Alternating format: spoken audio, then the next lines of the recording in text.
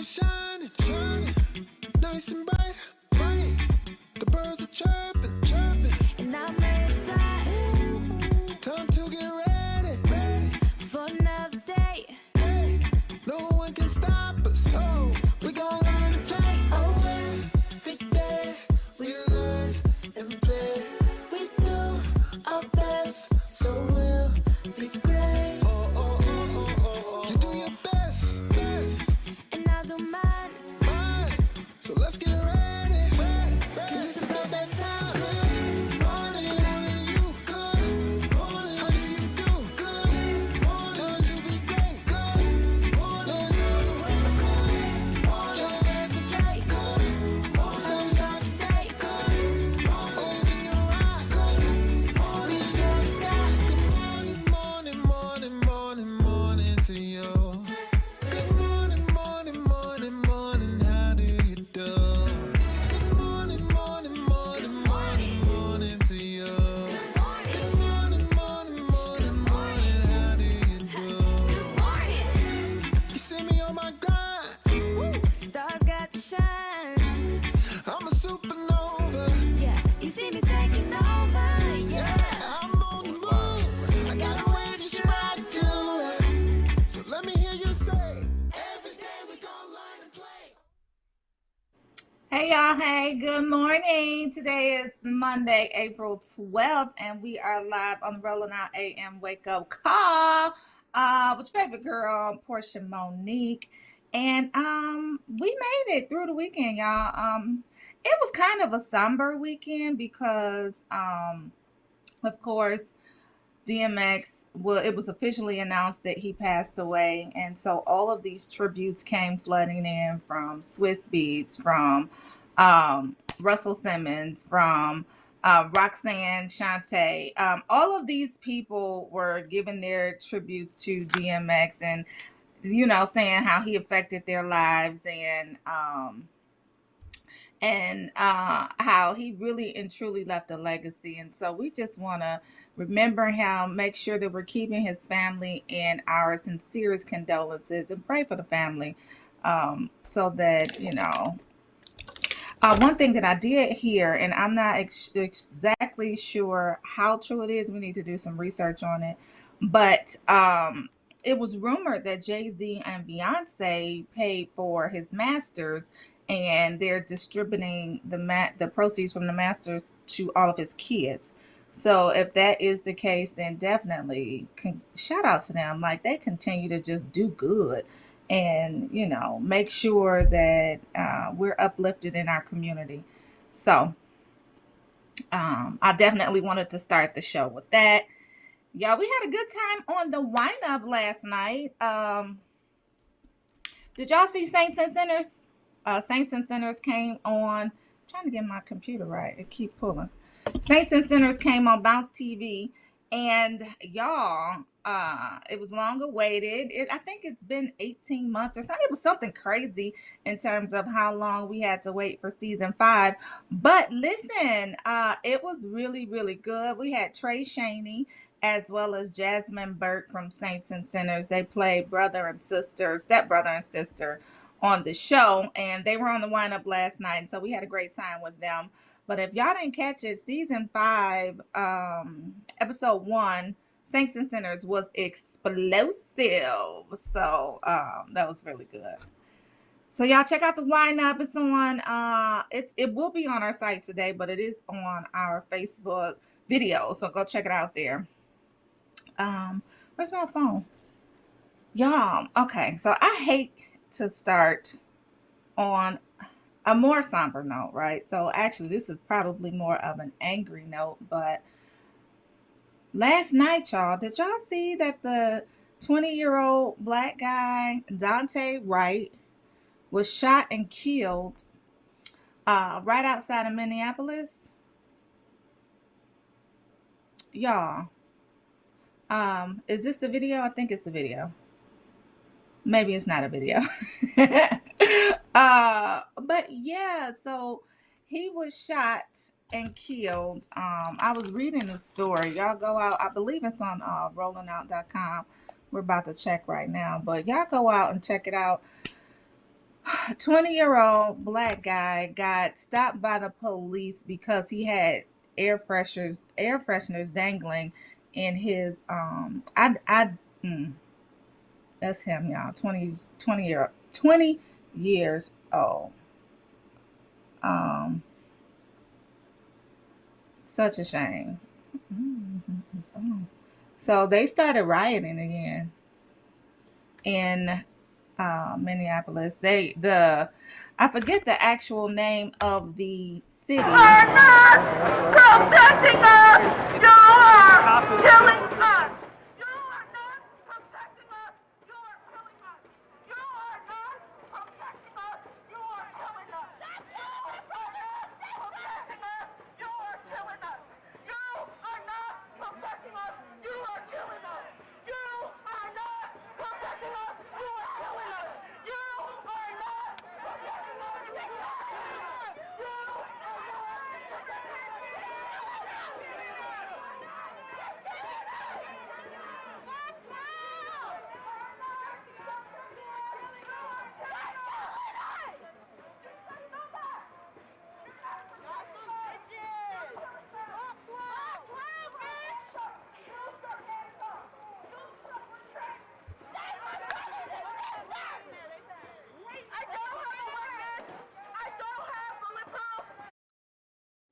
So, you guys see the crowd is definitely upset, and rightfully so, because you would think that the police had enough sense to say, you know what, it's already a murder trial going on right now. Let me not contribute to that, let me think first. And so apparently, as I was reading, they tried to make it seem like he ran. I don't know, but they interviewed the mom. The mom said that Dante called her and said, "Mom, they pulling me over because I had air fresheners dangling from my river mirror, and they said it was obstructing my sight, whatever." So they pull him over, and she said she can hear the police in the background, and she heard a scuffle, and all she remembered the police saying is, "Dante, don't run." So I, in my mind, thought that he was physically running, but in continuing to read the story, they said that he drove off with his girlfriend in the car. So my mama said she called back, and the girlfriend picked up the phone and said Dante is dead in the driver's seat. What the hell, y'all? So nonetheless, the National Guard was deployed to Minneapolis.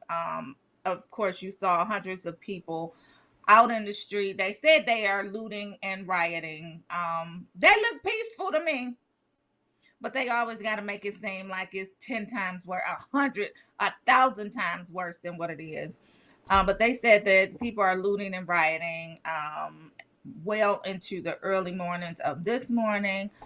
Um, and this is such a blow. They said that he was shot dead trying to flee just 10 miles away from where George Floyd died. Um, it's just crazy. So basically, I'm gonna say what they said. They said that Wright had been pulled over Sunday afternoon for an outstanding warrant. That's not what they said. That's not what the one story that I read said. And was shot after jumping back in his car and trying to race away. You know what? I'm not reading that because it's so, I don't, the way that they wrote it is so skewed.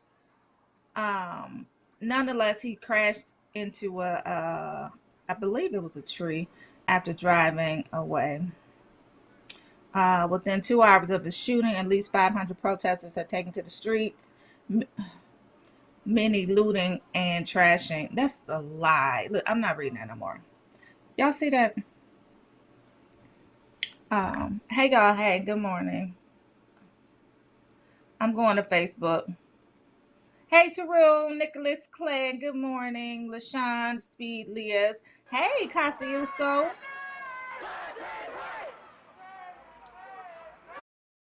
Yeah, that's crazy. Shirley Carter from beautiful Philadelphia. Good morning. Quincy James, Tyrone Spurs, Sue Flurry, Connie Cross, Miranda Woolley, Tamika Bevels, Trillo Hall. Good morning, y'all. Hey, Harold P. McDermott. He says, good morning. What happened to getting a license plate and a brief chase instead of shooting inside the car? They don't care. They don't care. Hey, D. Good morning. Good morning to everybody. Sad that it happened so close to where George Floyd died. Sad that you can't make a police stop without using deadly force. Sad that another one of our black men was shot to death and killed by the very force that it's supposed to protect us. They know they don't have to shoot to kill. They know they don't have to shoot to kill. So I don't understand it. And it makes me feel for my sons. Like, I don't want to put anything out there, but it definitely makes me concerned. I don't want to worry. And I don't want to stress over it because y'all know that my son is going away.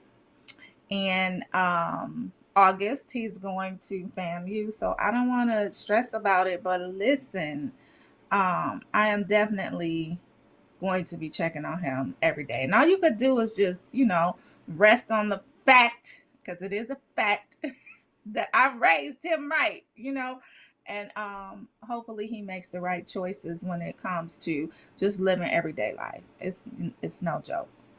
And prayers go out to Dante Wright's family, another black man that was killed, 20 years old, and his mama was on the phone when he died. Just crazy. Whew. Yeah, so let's go to this site. What y'all saying about it on Facebook? Let me go to Facebook and see what y'all saying about it. Hey, D. Thanks, D. Okay, so yeah. Let's move on, y'all, to just some other light-hearted, just something that's not so heavy. Something is funny to me. Y'all, go to rollingout.com right now. All of these stories will be on the site. This one right here. So why?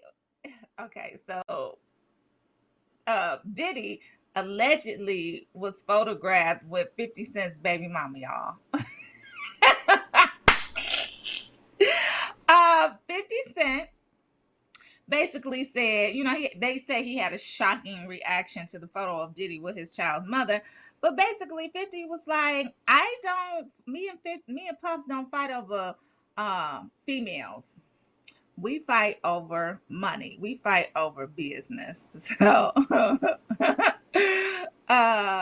listen, so earlier this week, Sean Diddy Combs is not 45. Who the hell wrote that? Lord Jesus. Sean Diddy Combs, 45, was captured by paparazzi walking with Curtis James Jackson's ex-girlfriend and the mother of his child, 34-year-old Daphne Joy. Instead of torching Diddy the way he has with many of his hapless victims over the years, 50 Cent dismissed the matter altogether. In fact, he tactically endorsed it with this Instagram post on Saturday. And he said, nah, me and Puff fight over business. Blank.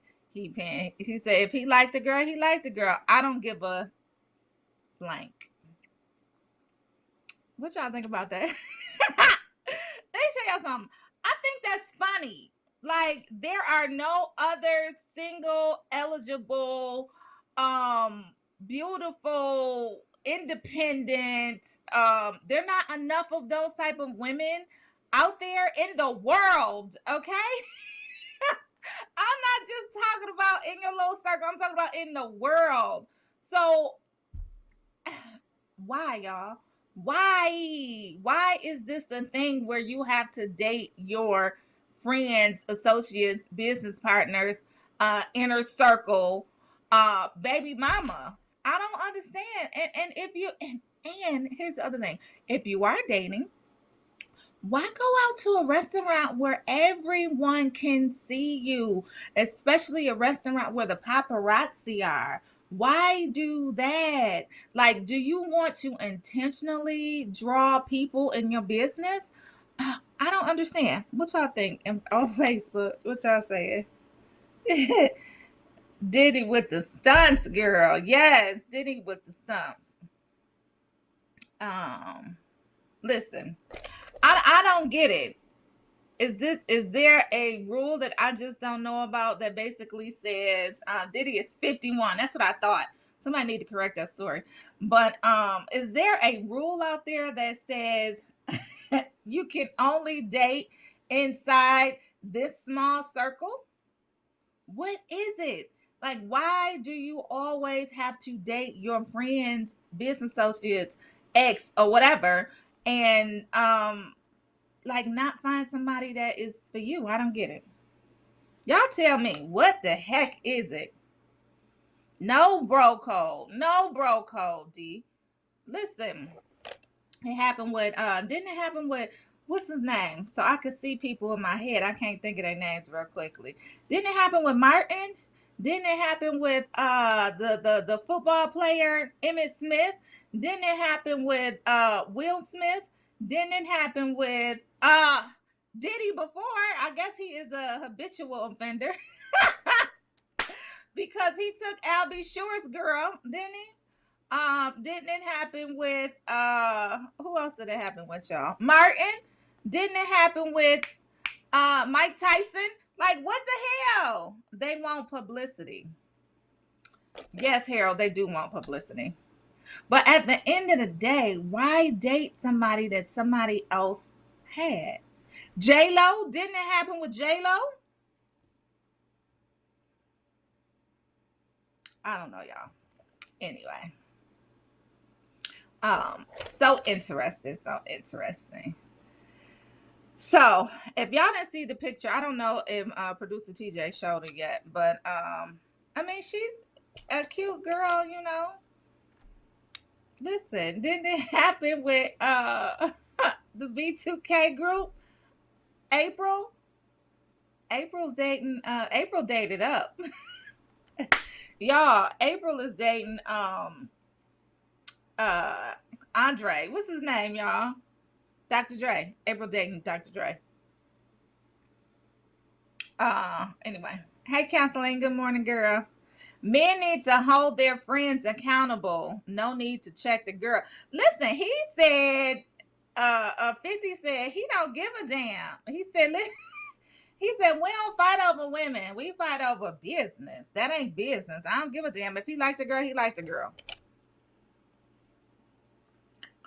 I would imagine that it is difficult for those type of people to date. And it probably makes it easier for them to date someone who has dated someone of their caliber before. Don't make it right though. You know him. Like, if y'all not homeboys, like y'all worked together before, I'm sure. I don't get it, y'all. Anyway, but Puff probably, so producer TJ said I would have to just be single. Puff probably been single for a long time. You know, he ran Cassidy, y'all. And she got 2 kids now. And of course he didn't marry his child's mother, Kim Porter. He didn't marry his other child's mother. I don't even know her name. They call her Pumpkin. I don't know. So he said he probably tired of being single. Of course, he tried that stint with Lori Harvey. I'm not laughing. Anyway, 50 Cent and Diddy getting into cat daddy age. It's getting old. They need to have a seat. Listen, date who you want to date. I don't care.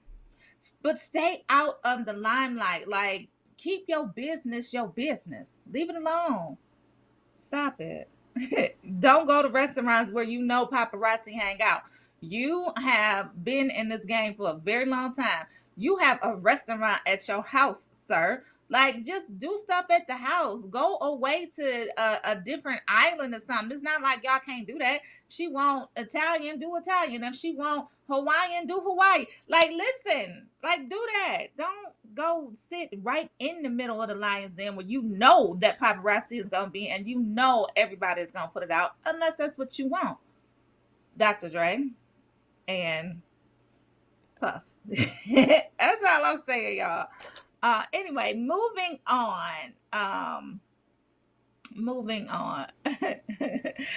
Speaking of Diddy, so you guys know that he called out General Motors and other corporations to um, show love for the black media, black people.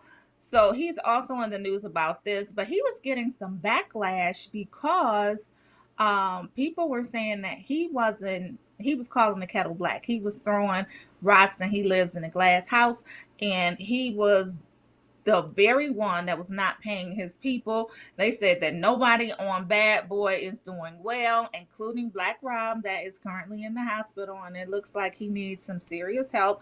But they were calling him out, saying, "You are not the one to speak for black people on this issue." So this is on the site as well. Music and media mogul P. Diddy joined a prominent list of black-owned media members, calling out General Motors for the blatantly low advertising percentages given to them in comparison to their white counterparts. Yep, he's 51. He accuses General Motors of not supporting the TV station that he owns, Revolt, nearly as much as the automaker bragged to consumers.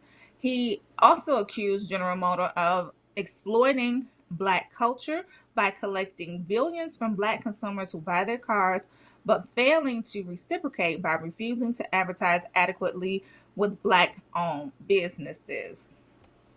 So Diddy Corporation, he says, corporations like General Motors have exploited our culture, undermined our power, and excluded black entrepreneurs from participating in the value created by black consumers.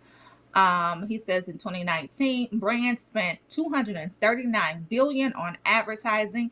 Less than 1% of that was invested in black-owned media companies. Let me tell y'all who that sound like. Y'all know, y'all know that sound like Munson Steve. Y'all know that sounds like Munson Steve. I'm just gonna put it out there. But he's been saying that since day one. Like, these big corporations don't spend enough advertising dollars with black-owned media. Not black targeted media, but black-owned media. So Diddy also went on to say that out of roughly 3 billion General Motors dollars that were spent on advertising, he says we estimate only 10 million was invested in black-owned media. Only 10 million out of 3 billion. Like the rest of corporate America, General Motors is telling us to sit down, shut up, and be happy with what we get.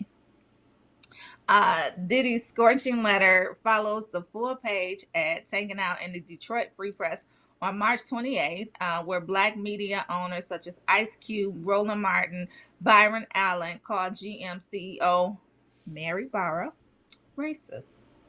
And that blistering ad, the 10 black media members said Barra consistently refused to meet with black media members regarding the need to dramatically increase the advertising. Diddy echoed their sentiments. What y'all think about that? So he says, when confronted by the leaders of several black-owned media companies, General Motors listed my network Revolt as an example of the black-owned media it supports. While Revolt does receive advertising revenue from GM, our relationship is not an example of success. Instead, Revolt, just like other black-owned media companies, fights for crumbs, while GM makes billions of dollars a year from the black community. The solution to the problem, in Diddy's opinion, is for GM to adopt a spirit of reciprocity where both parties benefit mutually from their relationships. If the black community represents 15% of your revenue, black-owned media should receive at least 15% of the advertising spend.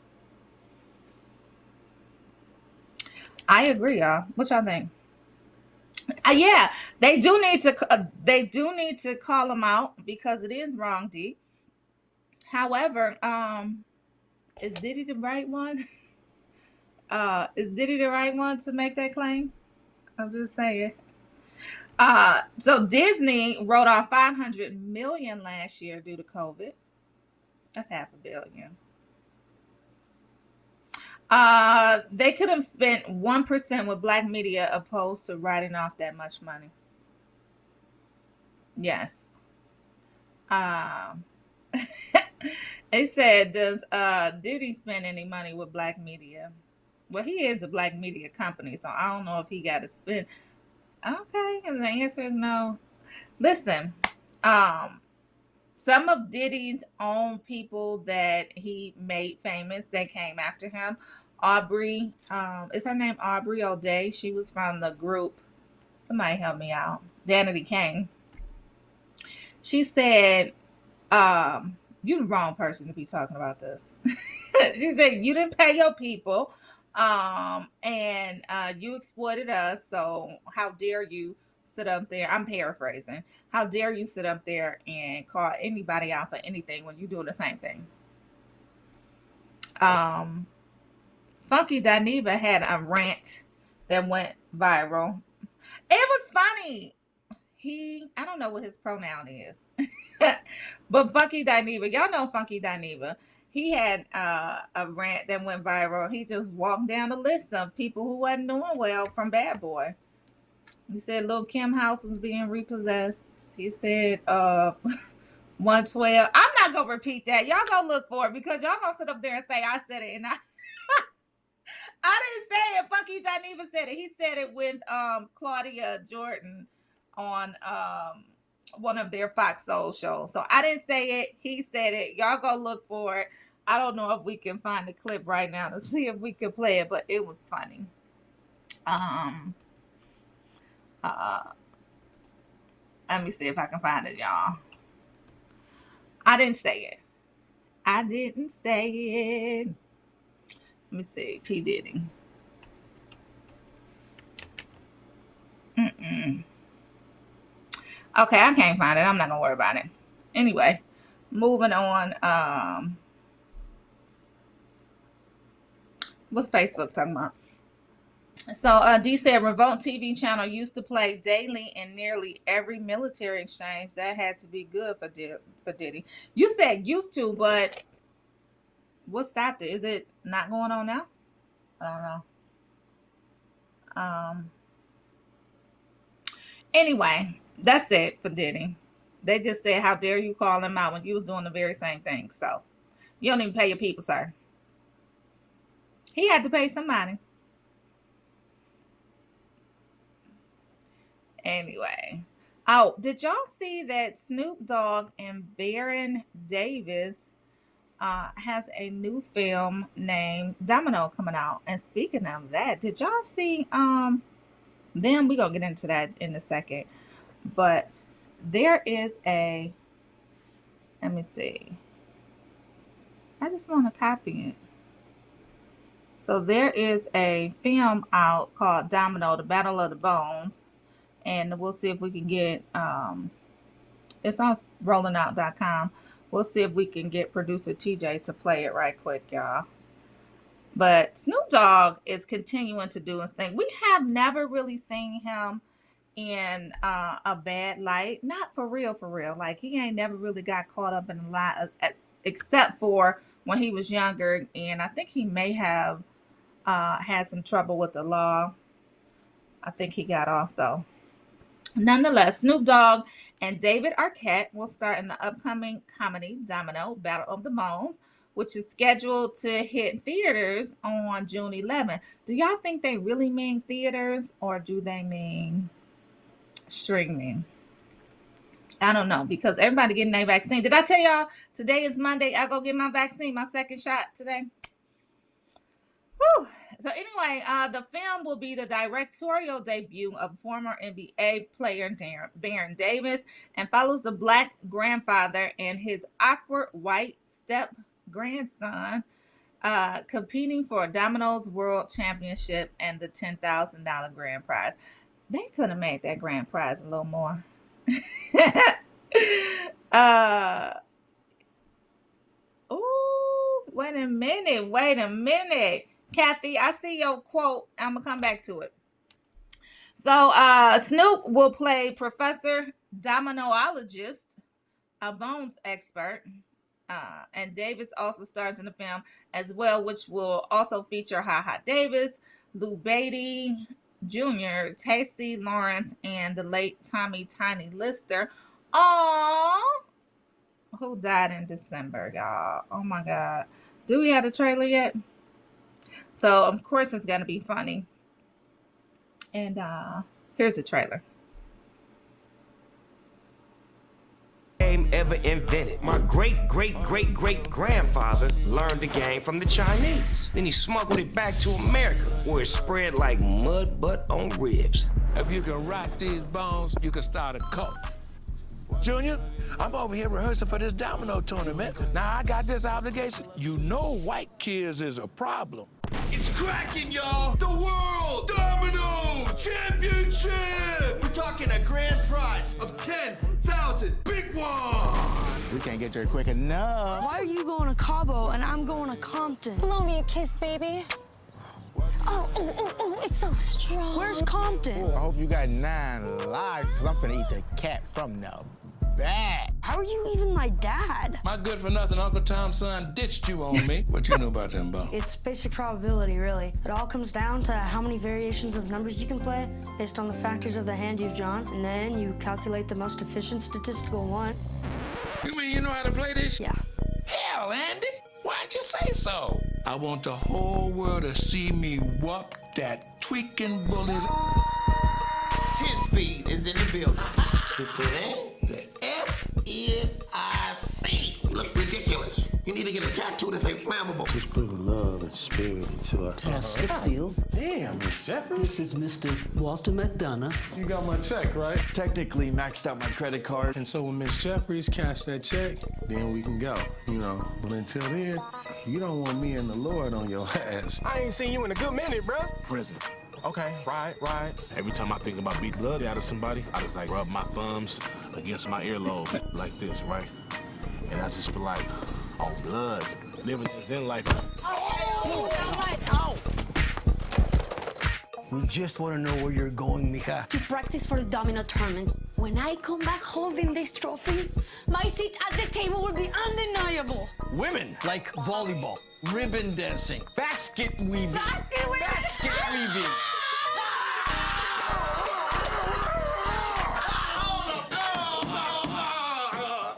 This is my brother.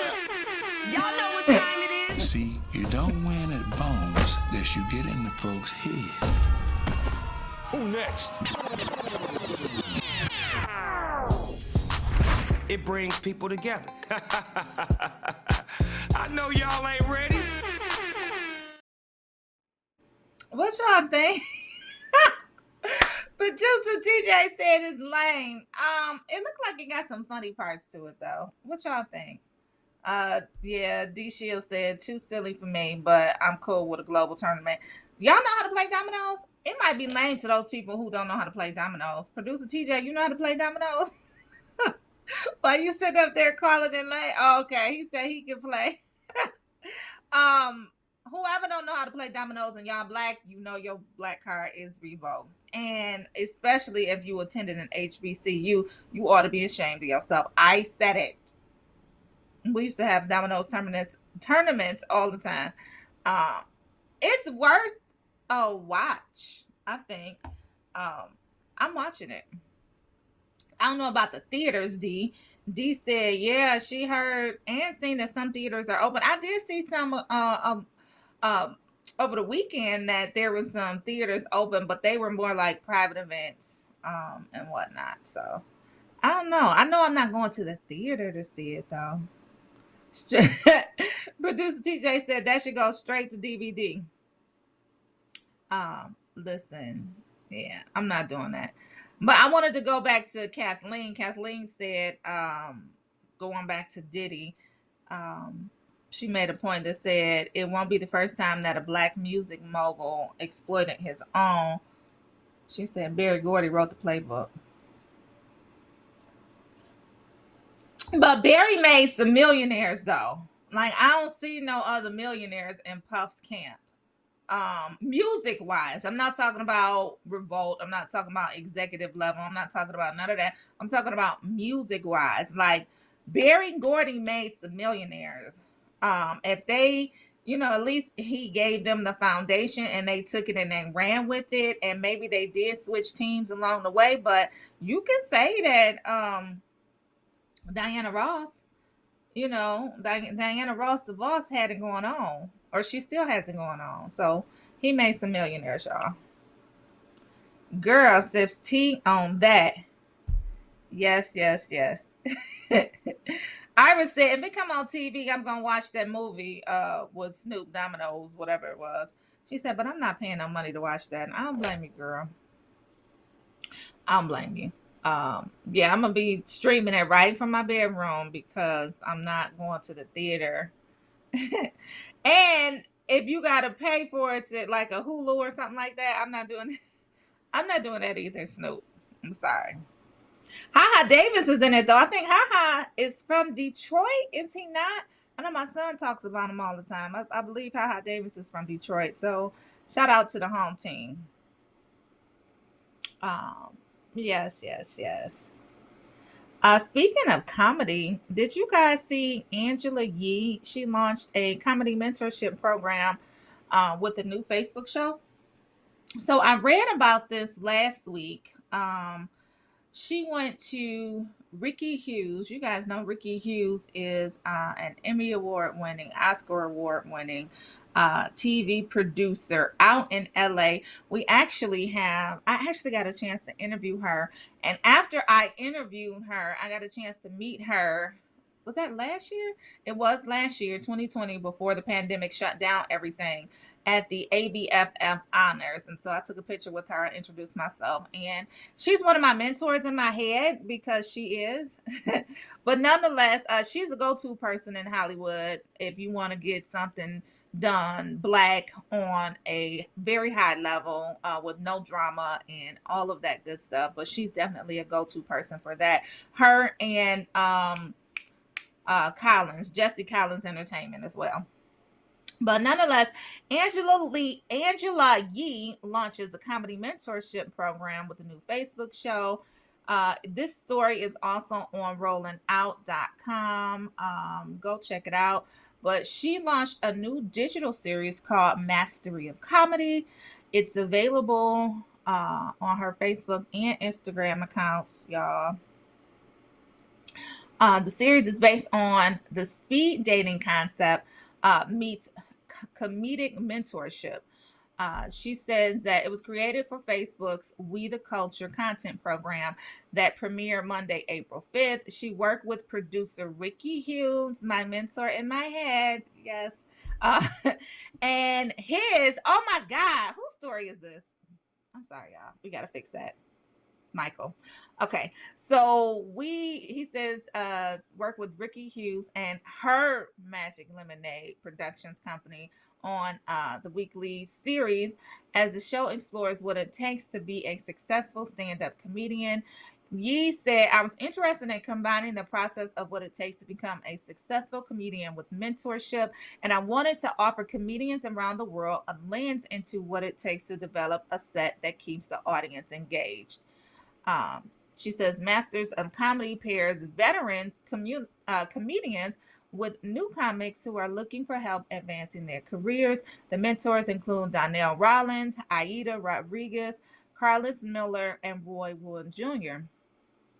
So excited to be able to share this project I worked on for the Facebook We the Culture Black Creator Accelerator Program. I pitched the idea for Mastery of Comedy where established comics would mentor up-and-coming comics who have talent and a serious work ethic, but haven't gotten their big break yet. She says there's some awkward moments when they first hit stage, but wait until you see the progress that they make with some expert guidance. Make sure you tune in Monday.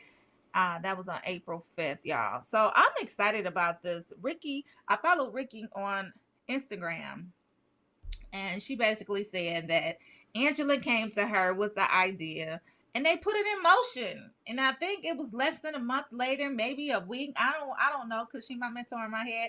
I'm gonna big her up, so maybe it was a week. She said that they quickly put it together and it was done. Case closed. So y'all check that out. Angela Yee, Masters of Comedy, produced by Ricky Hughes. Ricky Hughes also manages and produces all, I'm not going to say manages, she produces all of Dave Chappelle's specials. So all of the awards that he gets for his specials, they are attributed to Ricky Hughes as well. And she's a part of that award. So kudos to my mentor in my head. Ricky Hughes is a woman. She's a female. The name of her company is Magic Lemonade. We do have an article feature on her on rollingout.com. I wrote it. Go see it. Yes. Yes, D. D says, I love me some Angela Yee. We know it will be good. Angela was also recently in Detroit a couple of weeks ago. She was launching her hair company. So she has her hands in a lot of things. Our own Rocky Harris, she went and interviewed her at the private label grand opening, and she got a chance to talk to her. Sit down, got an exclusive interview that's also on the site. So she's doing her thing, from the Breakfast Club to producing TV shows, well, on social media, private labels. I know that she has some ties to Detroit with real estate as well. So shout out to her. She's a fellow Capricorn as well. We love her. Auntie Way. Oh, hey, y'all. Hey, happy birthday to all of these people. Claudia Jordan is 48. Hey, girl, hey. She looks good, even though y'all tried to cancel her last week for saying that DMX was dead early. Prematurely before the family announced it. Y'all tried to cancel her. Wrong. Retta, who is a comedian and actress, is 51. I don't know who that is. Yeah, she does love the D, Kathleen. April 11th, Summer Walker is only 25. I love her ambition and her transparency. She like, this ain't for me. Forget y'all. David Banner is 47. David Banner also stars in the series Saints and Sinners. If you have not watched it, go watch it. He is the preacher on there. April 10th, Babyface wrote the 90s. Wrote the soundtrack to the 90s, y'all. Y'all know Babyface. They say he's 62. Okay. Q-Tip is 51. Vincent Company, who was a soccer player, is 35. Sadio Mane is 29. He's a soccer player as well. Orlando Jones. I don't know who that is. Oh, actor. Orlando Jones. I don't know who that is. Bunny Wailer, reggae singer, songwriter. Oh, she passed away this year? 47 to 2021. James Monroe Whitfield, poet and abolitionist, 1882 to 1871. Ooh, that was a long time ago. Happy belated birthday. Trinity Stokes, 15. What does she do? Actress, singer, fashion designer. Okay, 15. Making our birthday shout outs. Jacob Zuma, 79, former president of South Africa. Made in TYO. Have no idea. 29-year-old singer. Happy birthday, though. And, of course, Claudia Jordan, 48. Herbie Hancock. We all know Herbie. 81. Akai Osei, 22. She's an actress. Suzanne Douglas. Who is that, producer TJ? Suzanne Douglas. She's an actress, but I can't recall what she played in. D Shield says, Babyface born on my son's birthday also. Oh, happy birthday to your son, D. Happy birthday to your son. So happy birthday to all the April babies.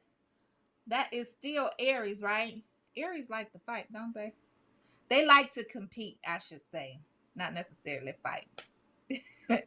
I do have some Aries in my family, and they did like to fight. But as I grew older, I understood more that they like to compete a lot, to the point where they were very persuasive. And if you didn't see it their way, they had issues, which eventually led to the physical fighting. Anyway. 8:46 on the Rolling Out AM wake up call. Let's see what else is going on rollingout.com, y'all. How was y'all weekend? What y'all do? I didn't do a lot. I was sitting at home anxiously awaiting y'all. Y'all know this is the longest that I done stayed home in a stretch of time and really, really not gone anywhere because I was just apprehensive about it'll be just my luck. I go out and da da da because I got my first shot. And I'm like, let me just sit out until I get my second shot. That's what I'm gonna do. So that's all I'm saying. This is a very interesting article, and it would be great for Motivational Mondays. Y'all, Candace wrote this. Hey, Candace. It says, article on rollingout.com says, when Black people vibrate higher, we can save the world. What does that mean? So Dr. Masaru is credited with discovering how thoughts, words, and feelings can influence the crystal structure of water and cells. In his 2004 New York Times bestseller, The Hidden Messages in Water, Emoto made the world curious about the vibration and frequencies of our thoughts, feelings, and words when he showed that water exposed to different energies could develop different crystalline structures on the microscopic level. He says, I'm wondering how it is with just Black people. So he says, whether we're paying attention or not, most of us learned about Planck's constant in high school science class. I did not. I did not. Sorry. And maybe I just wasn't paying attention. I don't know. But science says that every living thing is made up of atoms and water. Yes. Which appear solid. That matter is in a constant state of motion, which equates to energy. Everything is energy, which is just another term for frequency. Therefore, everything has a frequency. And quantum mechanics has proven that even your thoughts, words, and feelings have a frequency. It is custom in our culture, and Black people are always aware of these vibes we always talk about because we can feel them, especially when different people and energies enter a room. Some people call it the sixth sense or survival skill. Others call it the spirit of discernment. Dr. Andrew Newberg, a neurologist at Thomas Jefferson University, and Mark Robert Waldman, a communications expert, state in their book, Words Can Change Your Brain, a single word has the power to influence the expression of genes that regulate physical and emotional stress. Y'all, we need to vibrate higher.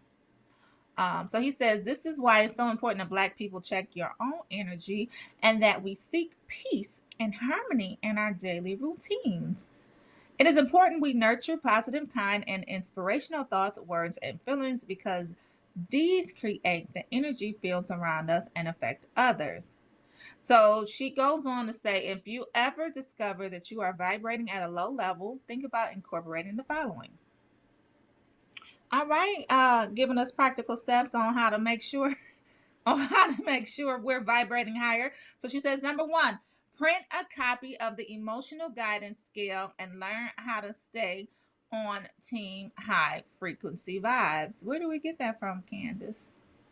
Number two, meditate. Number three, keep a daily gratitude journal. Number four, learn about and use essential oils and incense to lift moods. Drink herbal tea. Number five, do something you enjoy, especially if you enjoy nature and water. Number six, create an environment for yourself and your loved ones that is filled with positive messages, inspiration, kindness, and love. Heal past wounds and trauma. 7, feed your body healthy, organic food. Fresh living food has a frequency. 8, listen to music that makes you feel good. 9, explore vibrational therapy. Try Reiki, a sound bath, or crystal healing, and volunteer and help others. This is the third time that I have heard the term sound bath, and I don't know how long. Y'all, so I'm going to give me a sound bath. I'm going to experience a sound bath because I don't know if it's something that you can get. Yes, the doctor's name was Emoto. Let me see. His name was Dr. Emoto, Emoto. So, y'all, this is so scary to me. It's not scary, but it's definitely I was reading about this over the weekend, and I promise I didn't see this article on the website. It came out a couple of weeks ago, and I just downloaded this book about frequencies and vibrating higher, and so ironic, so coincidental that we see this article today. So, in the emotional frequency chart developed by Abraham Hicks, every feeling is charted and assigned a frequency. Low or negative emotions disturb the body. Y'all, I'm really freaking out about this because this is a book that I downloaded Saturday night. And so coincidental that it's on the site, and it's been on the site for 2 weeks. Nonetheless, so every feeling is charted and assigned a frequency. Low or negative emotions disturb the body at its atomical level because of its low vibrational frequency. No vibration feelings include anger, jealousy, sadness, resentment, and guilt. Over time, these feelings cause imbalances and diseases because low vibration changes the way the body functions at a hormonal level. So if you just, okay. Whoo, I guess that just means that I'm on the right track. That's all that could mean, is that I'm on the right track. So let me tell y'all the name of the book that I downloaded. I gotta find it. Accident is Given is the name of it. It's an old book. It's an older book, but I've been listening to it on my walks, and I just want to let y'all know. Side note: yes, it was an audio book, producer TJ. Side note: I've been walking like a minimum of 5 miles, but sometimes I get up to 6 or 7. 8 is my max that I've been on for the last 2 weeks. Nonetheless, as I walk, I would just put it in and listen to it, and it was talking about this very thing. Even though she did not mention the name of the book, I believe where she got this information from is the book called Ask and It Is Given. Ask and It Is Given. Let me tell y'all, because I'm going to my audio app. And it's by Esther and Henry Hicks. Esther and Henry Hicks. It's not for those who are not open and receptive to finding out about life and things that you're supposed to be doing.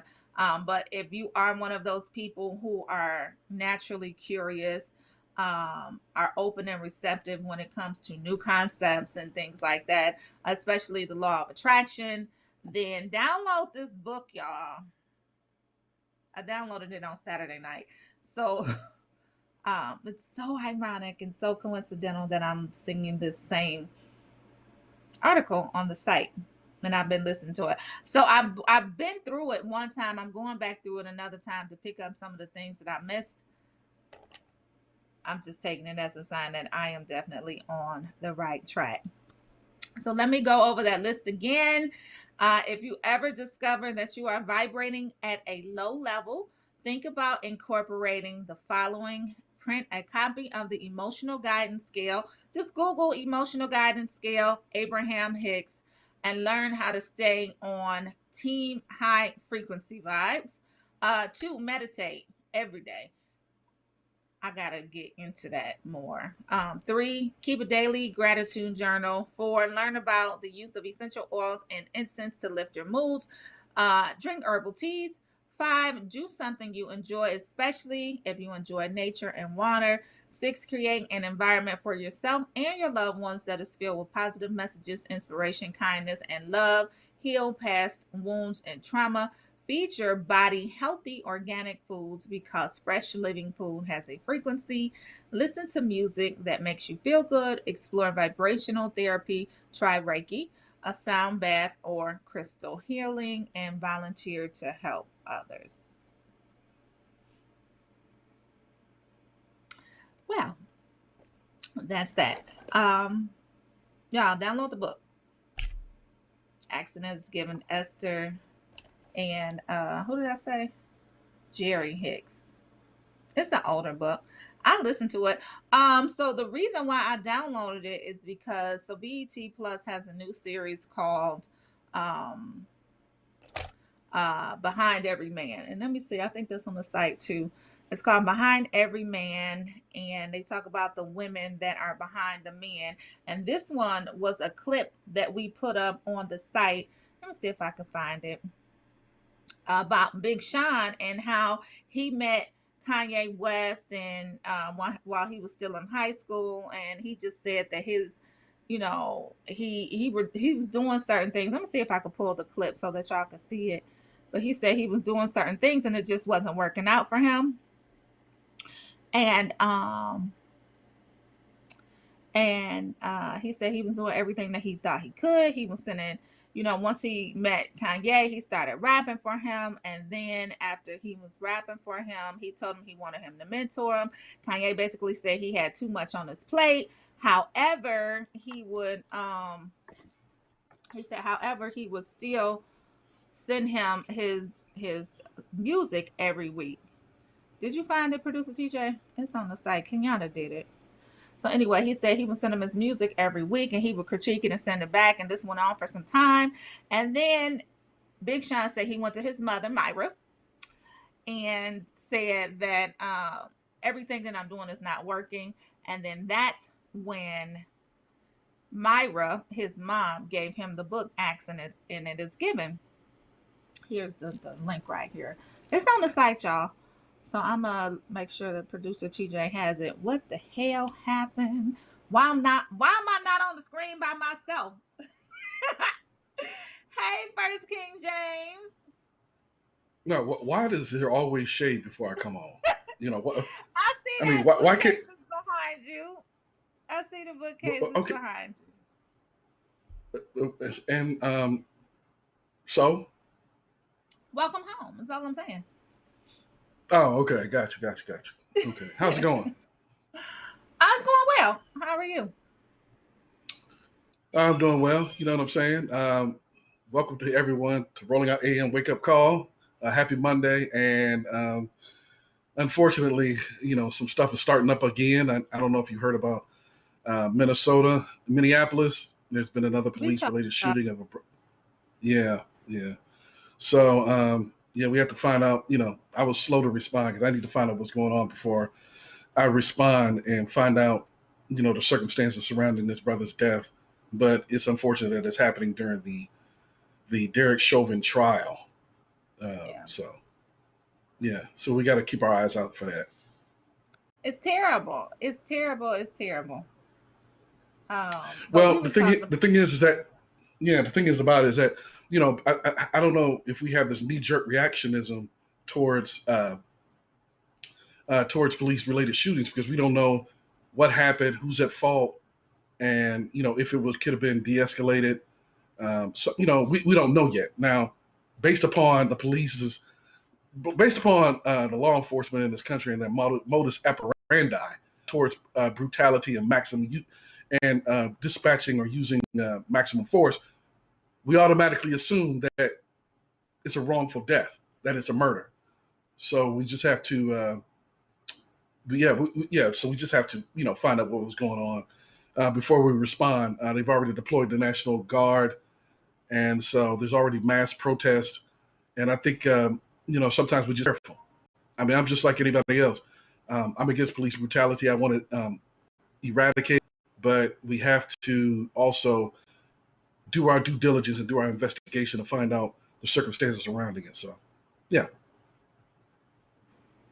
I hate that the way that some of the media characterizes and depicts what is actually happening, because I read two separate I'm not going to say the source that I read from one, which I just did not like it, the way that they portrayed what happened versus another media outlet that basically called it what it was, said that he had got pulled over for the air fresheners dangling in his rearview mirror.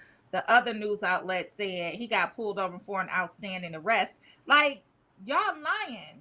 He got pulled over. The reason why he said that he got pulled over, he called his mama and told her, was because he had the air fresheners dangling in his rearview mirror.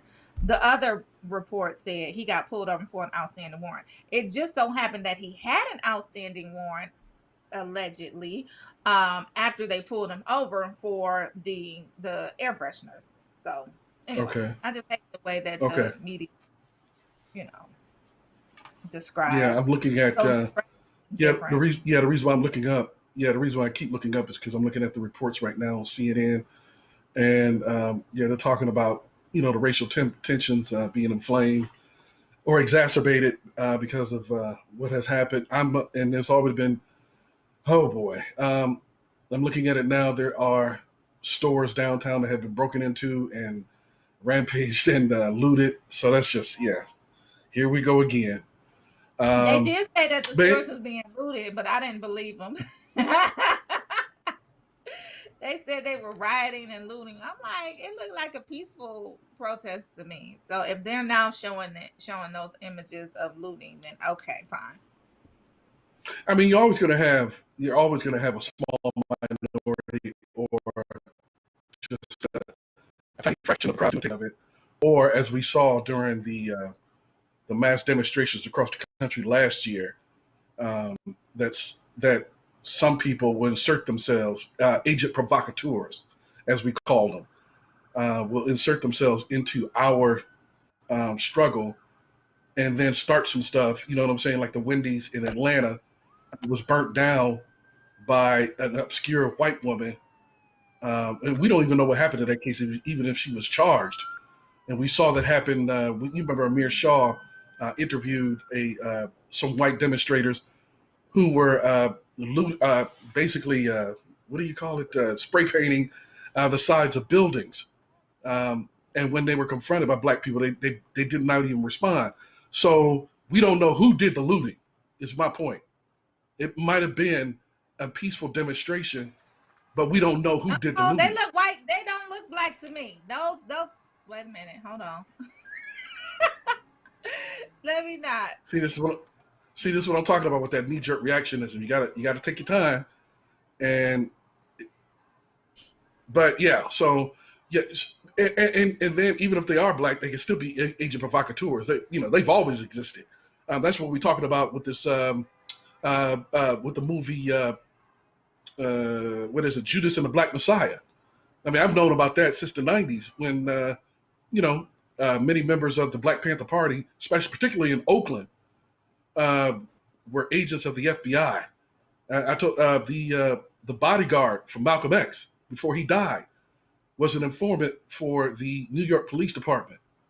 One of the people that was closest to Martin Luther King, acting as his bodyguard and confidant in Memphis, worked or was an paid informant for the FBI. So this, just because they're doesn't mean that, what I'm saying, all skin folk ain't kinfolk. You know what I'm saying? So, just keep that in mind. Anywho, so what else is going on in the world? The video that you guys are watching is from last night. Y'all see that the armed forces were deployed, armed guards, quickly. They quickly deployed them. So yeah, the speed by which they have been dispatched is actually remarkable. Yeah. Oh my God. I mean, and I just want to mention because I think she's a great photographer, Negasha Jackson in Minneapolis. She's been taking some. I'm sorry. No, I was happy that you got her name right. Oh, yeah. I definitely know who she is and what she represents. She's been getting some amazing photo and images up there in Minneapolis. She's from Minneapolis, and she's gotten some amazing images. Not only that, but just a lot of different artists. I think she's a great photographer. And so shout out to Negasha Jackson up there in Minneapolis. And she's been feeding me a lot of information. I may still go to Minneapolis to report firsthand on what's going on. The decision has not been finalized. Do you have your shot? Your vaccine? Portia, these two things are not related. I said I might be going to Minneapolis to report. That has nothing to do with the vaccine. It has nothing to do with COVID. I I'm just curious because if you take a plane, it has everything to do with the vaccine because you will be susceptible to. I just got off a plane, Portia. I just got off a plane. I went to Vegas twice. Oh, now you want to say? Oh, now you flexing? Oh, okay. Well, no, it's not. No, it's not a flex. No, it's not a flex. You told my business. You told my business last week. No, because we asked you where you were, and you said Nanya. That's what you said. Okay. No, but what I'm saying is, why did you bring it up? Why did you have to bring it up?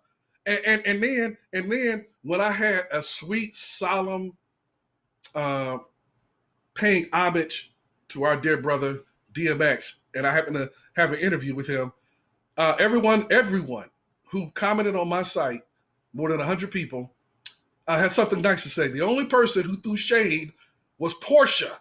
She came on there and said it looked like it was photoshopped.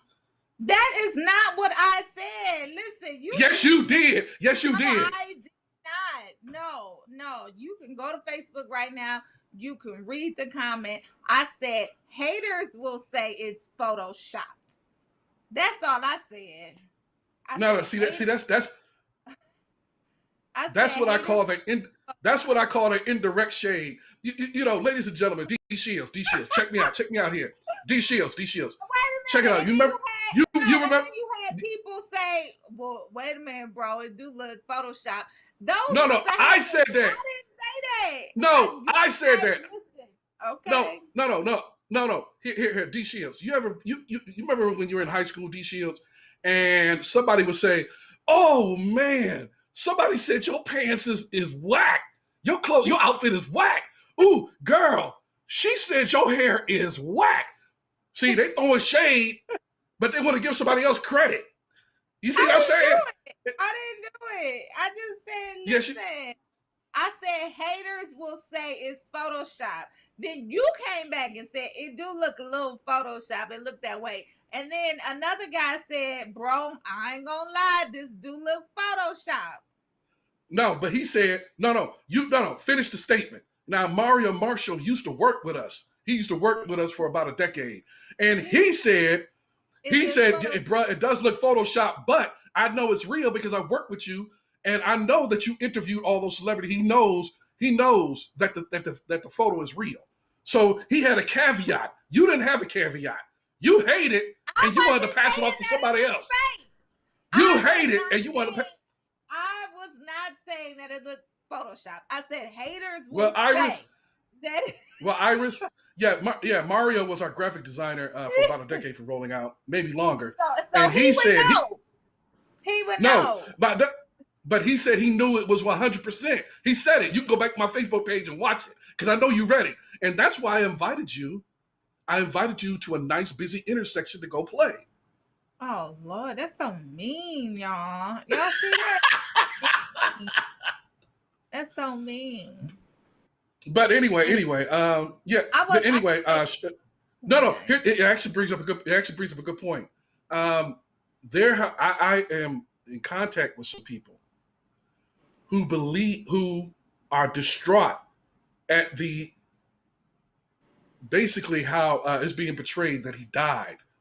These are people who grew up with him, and they visit each other's home. They're from Yonkers as well, and they said that they believe, and the family, it's not confirmed reports, but it's now getting out there. We'll have to stand by that he had just taken the COVID-19 shot about a week ago, and it's being asserted by some that perhaps it wasn't a drug overdose, that perhaps it was something else that caused DMX's death or catastrophic heart attack.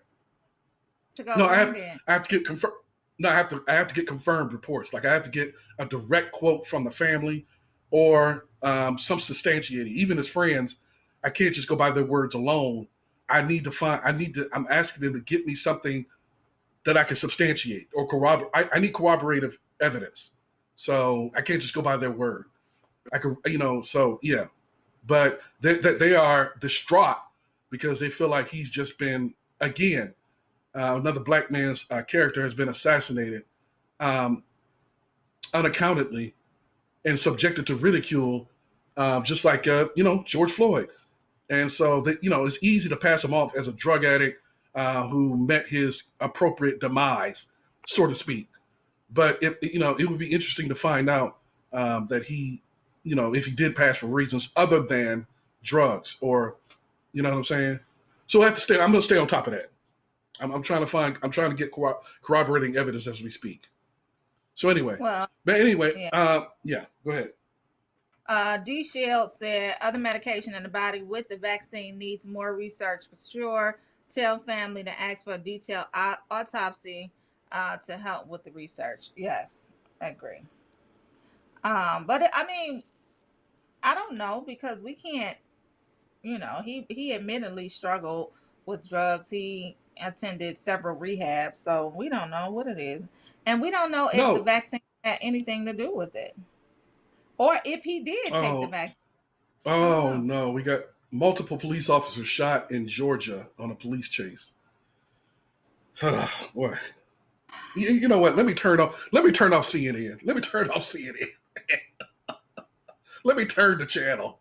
It's just, this is not a way to start a Monday morning. You know what I'm saying?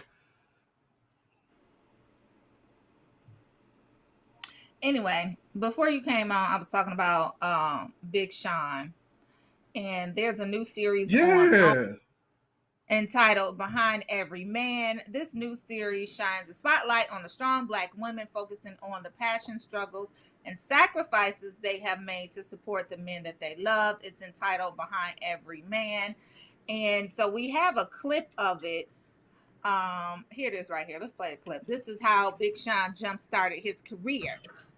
And this is the book that I downloaded on Saturday downtown that came on every Friday night on the radio station there, and it was called the Friday Night Cypher. It's called Audible. We can't hear MCs from all over the city would come together and get to rap on the radio. But you had to qualify to be in it. You had to battle rap each other, and then who wins the battle gets to be on the air. So after I turned 16 and got my license, I was like, okay, I need to go to the radio station and be on this show, because nothing was stopping me at that point. Sean kept getting on the radio and eventually earned a steady spot every week. And come rain or snow, Sean would go down to that Friday Night Cypher. I would write a new rap every week, go down there every Friday. It was like a job to me. I'm like, okay, I'm gonna take over the city and I'm gonna give them this music. I did that for like a year straight. And then when I was going to my senior year of high school, Kanye was in Detroit promoting his album, Late Registration, and he was gonna be at the radio station. I was just ready for the world at that point. So I went to the back, and Kanye walks out the room looking like a superhero, you know what I'm saying? Like, it was like crazy. I just remember being so nervous, but I had enough confidence to walk up to him, tell him that, he was my hero. I was like, can I please just rap for you real quick? And he's like, all right, you got 16 bars, but you got to rap while we walking out the station. I start rapping, and the 16 bars end up turning into like 10 minutes. Like, I just kept rapping. He just stopped and was just listening to me rap. And then he was like, you got a CD? And I had the CDs that I had been selling around high school. And, that was the first initial meeting of me and Kanye. That was a big deal, but Kanye didn't sign him right away. Kanye said, I have too many people on my record label, so I can't sign you. But what he did was he would send beats to my brother, and my brother would rap on the beats and send them back. And Kanye would critique them.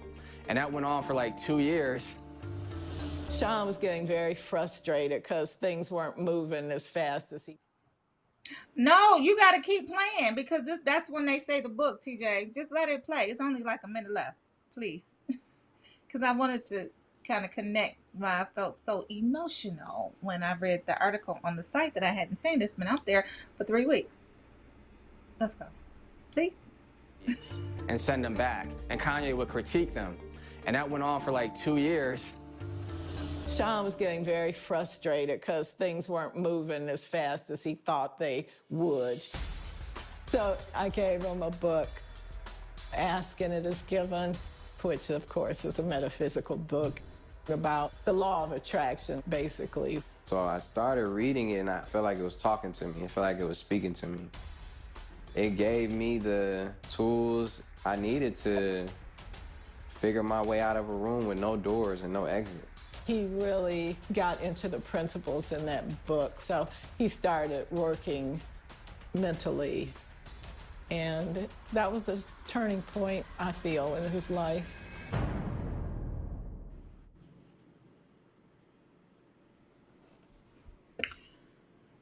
Whew.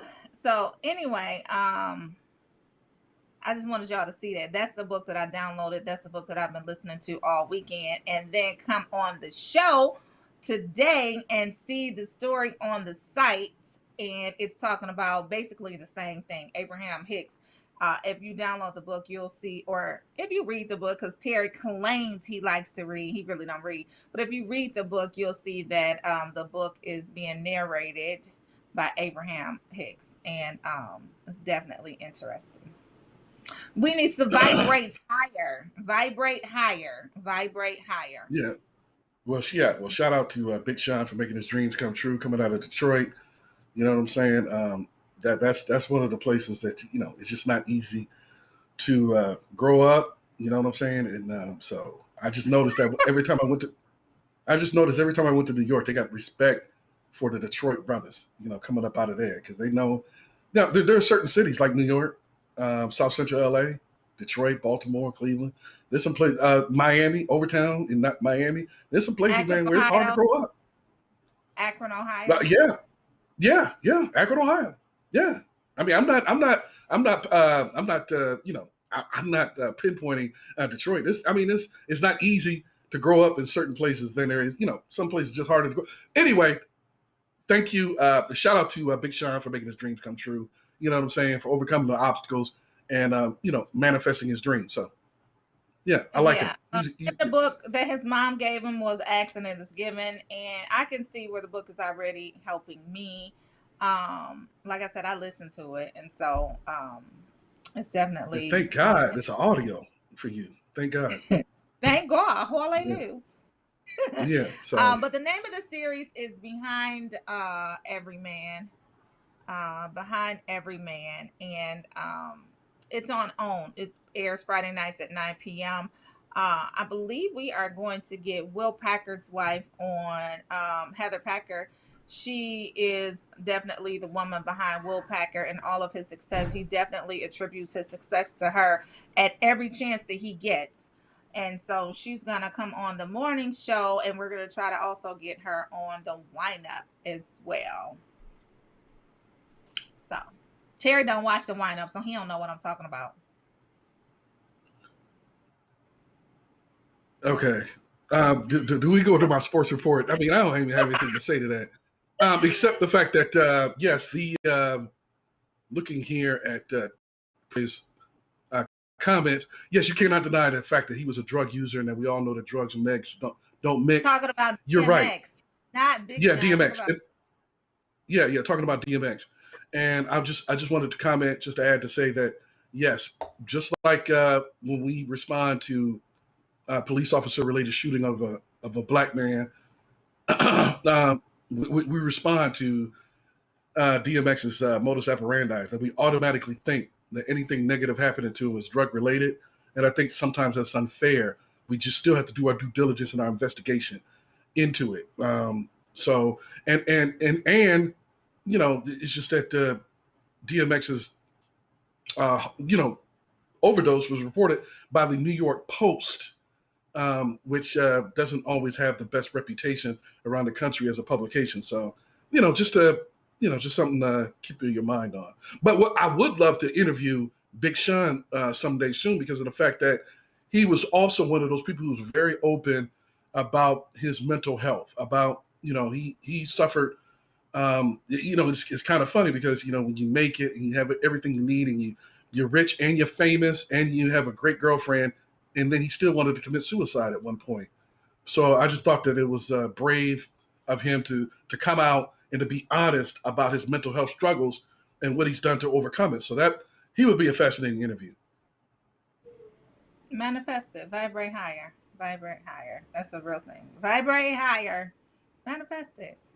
Ask and it is given. Like a lot of times we just don't put out the ask because of whatever reason we have or we choose. But Ask. Ask It's, for it. it's basically, yeah. It's because we're trained, not educated in this country.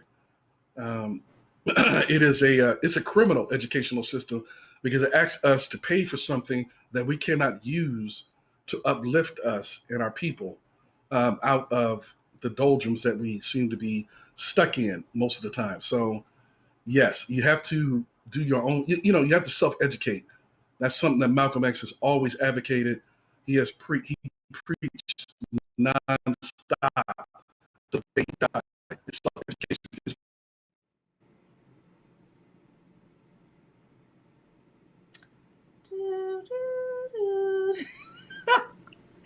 Y'all, I don't know why he can't seem to get it together. Lord Jesus. Cherry's signal went out. He'll be back in a second. But he was talking about Malcolm X and how he definitely preached that you have to self-educate. Malcolm X had his own schools. Like, he made sure that the children that came up after him had their own schools so that they could be taught the things that they deemed important and not just, algebra. Any of y'all use algebra? Never used algebra a day in my life. So, anyway, he'll be back soon, y'all. Wait a minute. D Shields. Yes, girl, please share. D is talking about manifestation. And she said, I will share my favorite solfeggio frequencies on Spotify and YouTube on my page later. Girl, yes. Text them to me. D, I'm going to send you my number so you can text them to me. But yes, and I want to experience a sound bath this summer.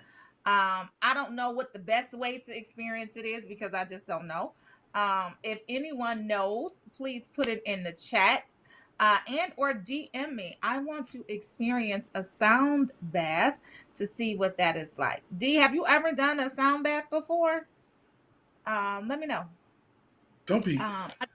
What? I just recently found out about. Don't be asking for her help. We were interviewing Shanti Das. Of course, Shanti Das was a huge record executive in the 90s, and she's molded and shaped some of these careers that you guys see today. But she was the one who actually introduced me to a sound bath, the concept of a sound bath. I just didn't know what it was. Have you ever had a sound bath or experienced a sound bath before, King James? Yeah, sure. Solfeggio. You said what? Yeah, sure. I said, have you ever experienced one? Yes, I have. Why don't you explain to the audience, to those who have never experienced it, what it is? I don't know what it is. Like I said, the first time that I've heard of the concept was from Shanti Das, and that was a couple of weeks ago when we did Sisters with Superpowers. She was saying how they offer sound baths, I believe, from her foundation. What's the name of her foundation? Terry, help me out because you interviewed her too. I seen y'all interview on the site. Yes, her. I believe it's the Shanti Das Foundation, but Silence the Shame is what the name of it is. Okay. I'm vibrating higher, so stuff is just coming in and out of my mind because I'm vibrating higher. I'm learning how to manifest. No, that's how dementia works. But listen, he don't want. See, this is what's wrong with him, D. He not trying to vibrate higher. That's all it is. Once he learns how to vibrate higher and be happy and be on that higher frequency vibe, then he'll be all right. He'll be able to share the friendship. He don't want to. He keep blocking it. Tell us what a sound bath is and tell us how you experienced it. Like what took place? No, I've heard of it. You said you experienced it. Okay, I must have misinterpreted you. Or rewind the tape. You said you experienced it. Okay. No, I've heard of it. That's on my list to do. I get my second shot today, so after that, sky's the limit. I want to go. Okay. Well, I'm Well, gonna let me read blessings of love to you when you get your shot and your family as well. Wait a minute. Did y'all hear this history being made? What you say? I said I bless you and your family with love. Thank you. I received it. When you get your shot today. So yeah. Hey Lorena. We are well, girl. How you doing? Good morning. We were talking about sound baths. I'm about to Google it to see if I can find where the best place to get a sound bath is, and I'm going because it's 2021 and you should. Okay, go ahead, King James. You got a sports report. Let's go. We only got a half an hour to go. All right. Well, over the weekend there was a little bit of fracas on the basketball court. Kyrie Irving and Dennis Schroeder. I know it looks like Schroeder, but he's not from this country, so he pronounces it Schroeder. And so Kyrie Irving is probably the greatest scorer the game has seen in this generation. And he he's a point guard, and he got into a fight, or I should say an argument with Dennis Schroeder, who used to play for the Atlanta Hawks, and now he plays for the Los Angeles Lakers. And so these are the two teams that are being picked by most prognosticators to appear in the NBA Finals. And so, it was a little bit, it was a lot of drama popping off. So those two got ejected because they were mouthing off to each other and wouldn't stop. So they finally kicked out Kyrie Irving, who is a magnificent offensive point guard, offensive scoring machine. He's not really a point guard. He doesn't really know how to pass the ball, or he doesn't. He chooses not to. But, So anyway, I just think that okay. I was just looking at the notes here. And so, it's just most unfortunate that they both got kicked out of the game. It was during the third quarter of what turned out to be a blowout. The Los Angeles Lakers won the game 126-101, and the Dennis Schroeder and Kyrie Irving were kicked out in the third quarter, and they were going neck and neck. I think at the time they got kicked out, Mr. Schroeder had 19 points and Mr. Irving had 18 points. So they were battling it to a draw. So it was unfortunate that they got kicked out because the game was close. I think it was, the Lakers had a 4-point lead at that point. And once the two men got kicked out, the Lakers went on sort of like a 25-point run. I mean, they just basically blew the doors down. And once at one point led by up to 25, 30 points, and he ended up winning comfortably. Well, it was a blowout. So that's unfortunate. And but it's just something to keep an eye on, because those are the people, like I said, are being picked to appear in the NBA Finals. Also, next, hold on a second, let me get my notes over here. Michael B. Jordan has announced that Sylvester Stallone will not be a part of Creed 3. I know that most of you saw the movie, the critically acclaimed, and that was an outstanding, dramatic movie. I think it really, really introduced Michael B. Jordan to another set of audiences, gained him new fans, basically, made him a Hollywood power player. This movie did. I mean, it was more than just the pretty boy roles. It was a dramatic role, and he ripped it. I mean, he also ripped it in Fruitvale Station, and he ripped it. He slayed it in Black Panther, but to pull off a dramatic role, a non-fantasy role, is just another level. So it basically catapulted him to another level of fame, and so he's going to go at it by himself. So he's announced that Sylvester Stallone and the character Rocky Balboa will no longer be a part of Creed 3. So Creed was a great movie. I enjoyed that movie. I haven't been able to check out Creed 2, but we'll just give him some shout outs, you know what I'm saying, and bless him with love. And hopefully Mr. Jordan could go ahead and rip it on the third film. The next up is unfortunately Deshaun Watson. The optics are just horrible here. The optics are just horrible.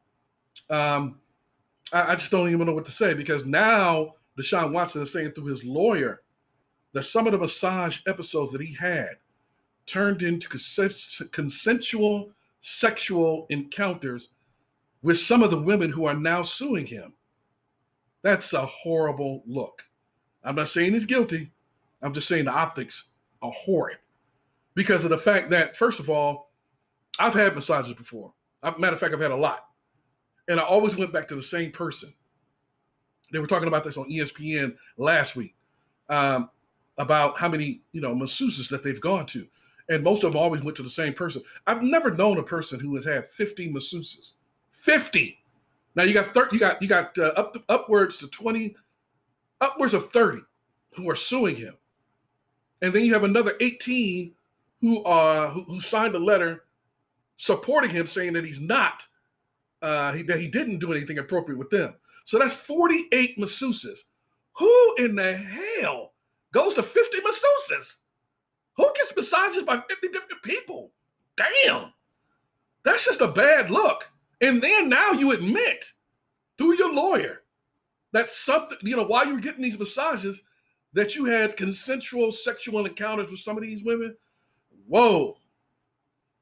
Yeah, this is not turning out good. I can see why you were trying to get out of Houston.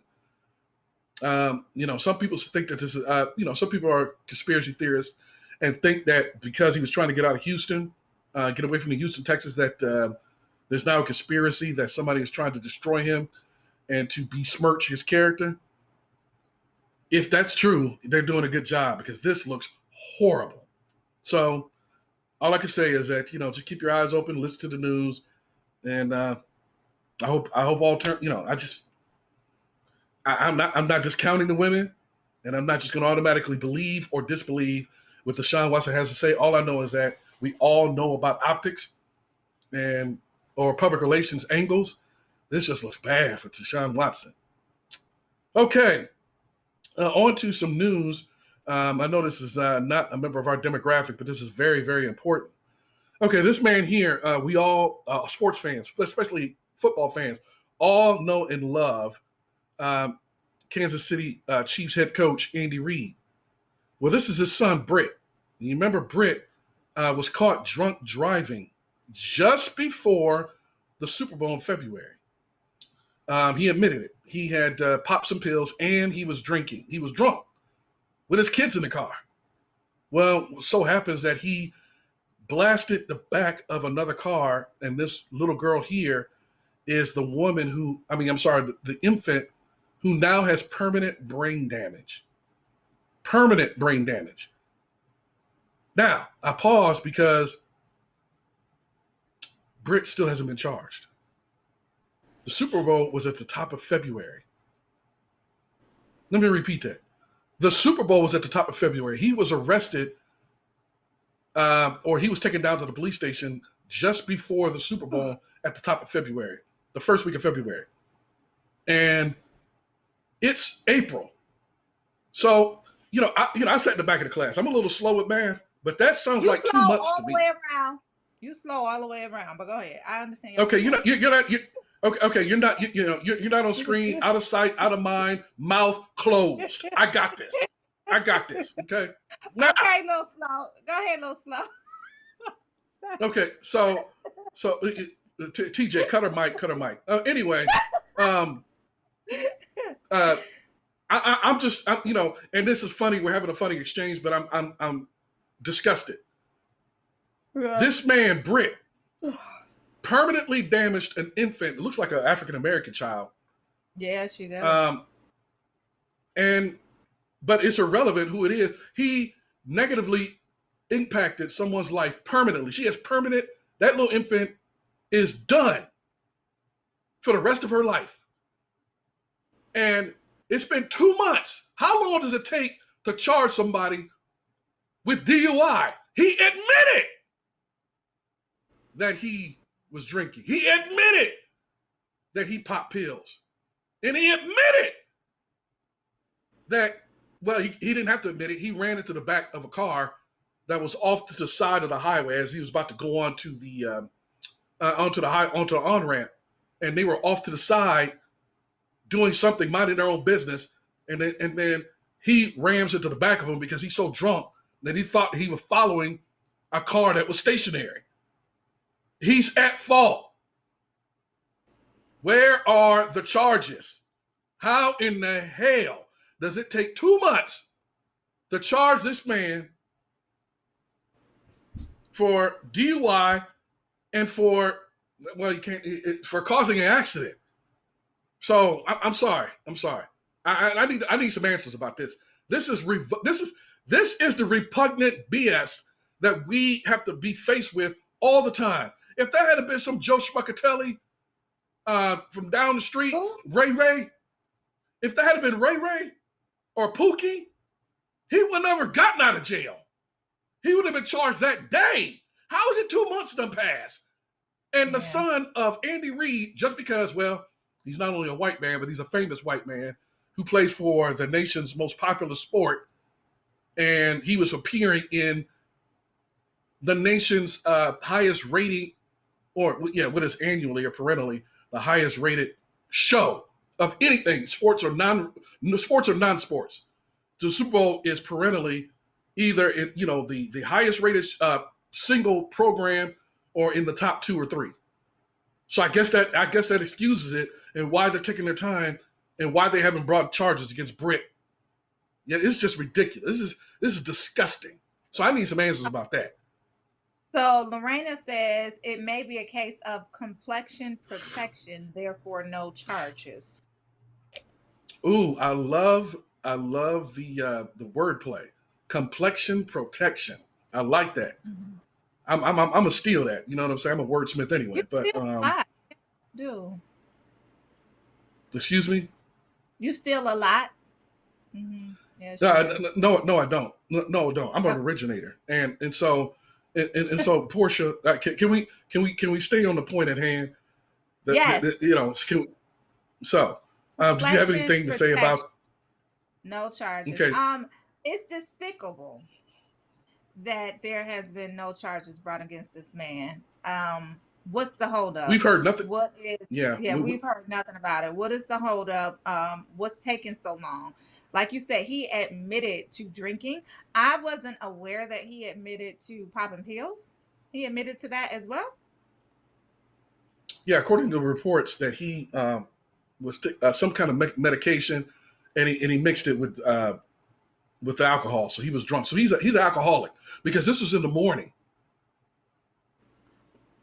Okay. Yeah, before this was allegedly it was in the morning, and allegedly, okay, yeah, let's put allegedly in there. Allegedly, he was popping pills, but what's not in dispute is that he was drinking, and that he admitted that he was drinking, and that his drunkenness caused him to run into.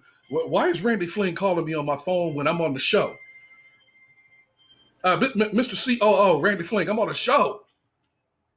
Should I answer the phone? Should I answer that and put him on blast? Answer, see what he wants. It's important. No, he gone now. No. If it's super important, he'll tell TJ and or you or Munson. We'll get the message. So maybe TJ, our producer, can find out for me if you can, sir. If you don't, if it's not too much trouble, he's such a hater. Just between me and you, Portia. Anyway, TJ. I love Randy. Anyway. No. Yeah, I'm talking about TJ. Just so you know, Lorraine, go ahead. No, because he's always taking your side. That's why. That's why he's a hater. Lorena said you can use it freely. She gives it freely, so it's not stealing. She said you can use it freely. Oh well, thank you very much, and I appreciate you. And I'm just letting you and everyone else know that I don't need Portia's endorsement to do anything. So I was taking it, whether Portia endorsed it or not. So, it wasn't for me. It was Lorena. Lorena gave it to you. You don't have to take it. Like, stealing is not appropriate. No, see, Portia, that's just I know you're not. I know you're not from you're from the suburbs, and you're not attuned to how the rest of us were raised. There are certain things that is just colloquialism, and we just use terms. So when you see a good FB or Instagram post, and you say, "Oh man, that was a nice post," I'm stealing that. Mine. It's just I credit all of mine. I be like, Shout out to No, you don't. Oh, yes, I do. Yes, I do. No, you don't. No, you don't. Yes, No, you don't. No, you don't. No, you do not credit. No, that's something that you don't do. So stop lying on TV. Anyway, I have one more. I have one more thing. Mr. Eddie George, who went to my beloved The Ohio State University. There is no such thing as Ohio State. It is The Ohio State University. And Eddie George, who won a Heisman Trophy at The Ohio State University and defeated the Michigan Wolverines that year as well, he has now been named the head coach of Tennessee State University. It is an HBCU based in Nashville. And so shout out to him. It's good to see that people like him and Sanders, wow, why can't I think of his name? Deion Sanders, who, he's also a coach at the HBCU. And so I just shout out to Eddie George for taking that position. There has been a lot of talk over the years, over the previous decades, about the dearth of black male or black head coaches in the game, male and female. They've also talked about it in the women's college basketball game. So shout out to Eddie George for taking this position, because he is fully equipped and qualified, since he is a Hall of Famer. He is a Heisman Trophy winner. He's an upstanding citizen. He is married to one of the members of the SWV. You I forgot her name, but you want me to help you or not? No, because I help. No, because when you send out a life raft, it's already got a hole in it. So no. Let me see. So anyway, it's not really relevant to this particular conversation. All I'm saying is that he's married to a member of SWV, and so he's married to Todd. Yeah, Todd. We've interviewed him before. Okay. So anyway, I just wanted to help you a little bit. Yeah, but it's just that there's always been a conspicuous lack of opportunities for black male coaches at major colleges in the NFL, and for black women in the women's college game. And so I think that Deion Sanders and Eddie George should be coaching in the college or professional ranks. But because of this racist system that uses us as commodities, and not, they try to portray that they're opening up opportunities and they believe in diversity, blah, blah, blah, whatever, all that other BS to cover their tracks, that they just want us to be the talent and then to shut up and then go away. So shout out to Eddie George. I know he probably wants to be a head coach in the professional and college ranks. Same with Deion Sanders. I would love to interview those and find out what their path was and how much resistance they've gotten from being head coaches. But shout out to him, and I wish him nothing but luck. Let's do it. Let's put that together. Let's do it. We about to interview Deion Sanders and Taj's husband, Eddie Jones. No, it's Eddie George. I've only said it about I've only said it about 15 Eddie times, George. and you forgot already. I mean, we vibrating higher. Remember, we vibrating higher. I am higher. I wish you would get there with me. I'm tired. Listen, let me tell you something. Let me tell you something. Let me tell you something. We don't allow drugs at work. You know that, right? Was that a confession? No, that wasn't a confession. And what I'm saying is, I'm tired. My shoulders are tired from carrying you on this show. So I wish I'm vibrating high. I wish you would get up there with me. Shoulders are tired. You were vibrating high. You weren't high. Okay, Taj's husband. Yes, that's what I said, D. I said what I said. See, even she had to get on you. She can't defend you. I just said it 15 to 20 times. She said what she said. Yeah, it's Taj's husband. I didn't have to say Taj George. I said Taj. D, do not take up. D, do not take up for her when she can't even remember a name I just said 20 times in the last 5 minutes. I mean, please don't take up for her. We vibrating high. Okay. Anyway, that concludes my sports report. I am the first King James, and that concludes my sports report. I took my talents from Akron, Ohio to Atlanta, Georgia, and I approve of LeBron taking his talents to South Beach and now Los Angeles. If you got a problem with it, so be it. I don't care. There you go. Now, thank you everyone for tuning in to Rolling Out AM Wake Up Call. Do you want me to help you put this interview together for Eddie George or no?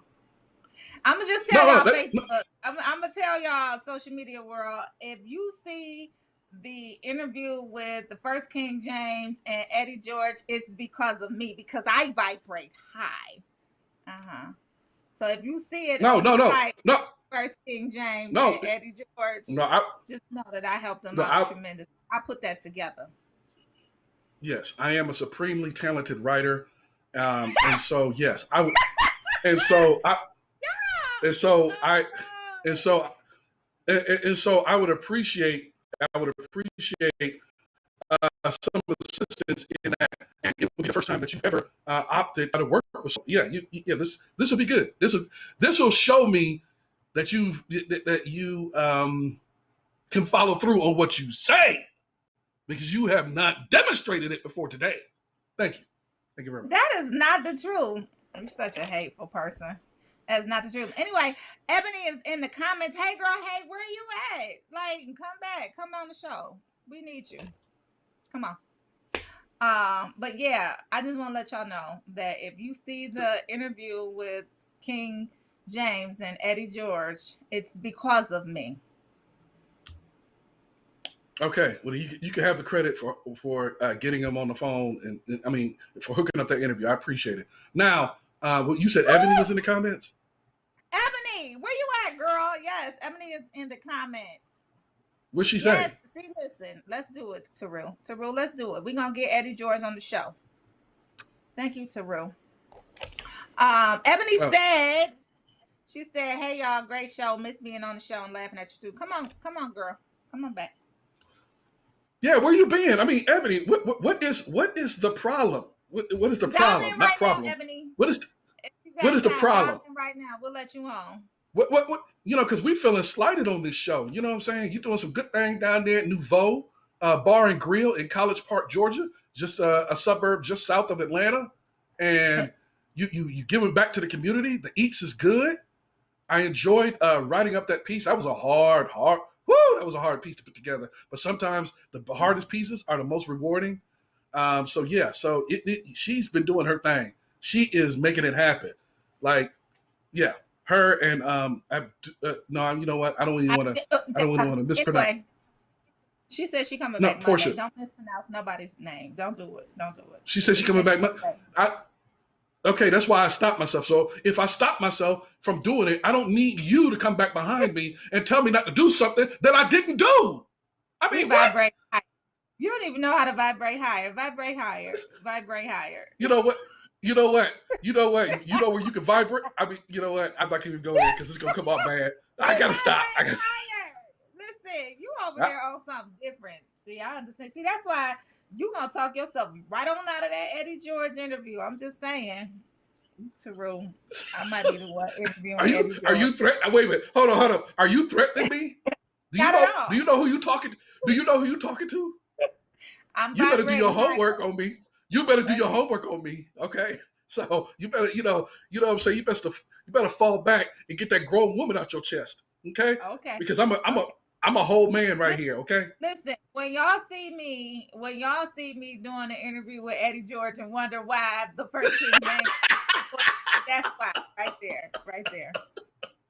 Yeah. See, hater. So anyway, yeah, so yeah, but that is a good thing. I'm happy for Mr. Eddie George.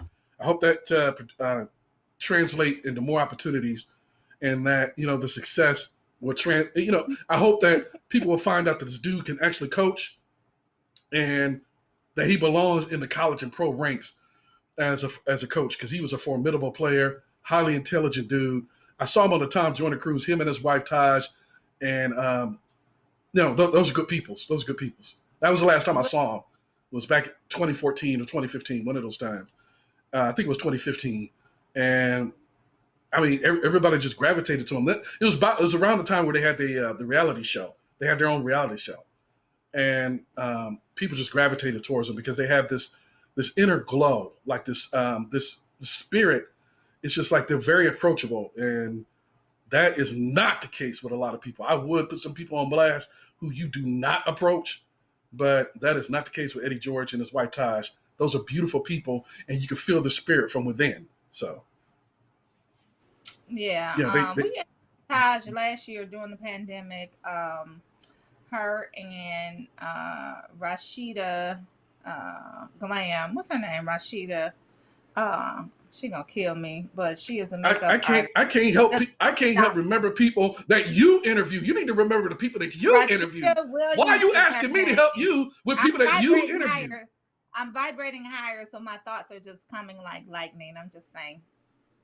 Rashida Williams, the glam doctor, she did a pandemic makeup tutorial, and Taj was one of the celebrity women that was helping out.